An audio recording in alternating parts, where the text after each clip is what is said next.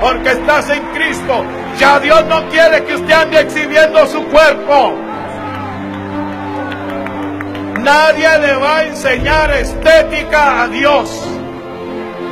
No hay quien en este mundo sepa tanta estética como es Dios. Si su pelo es negro, coincide con el color de su piel y la forma de sus cejas. Amén.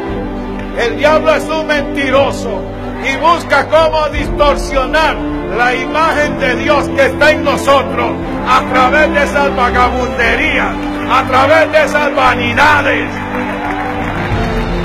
Usted no puede decir que es hijo de Dios y anda con aretes en sus orejas. Usted no puede decir que es hijo de Dios o ande con las cejas depiladas. Usted no puede decir que es hijo de Dios mechudo y peludo y barbudo. Usted no puede decir que es hija de Dios y ande con trajes que no puede ni caminar.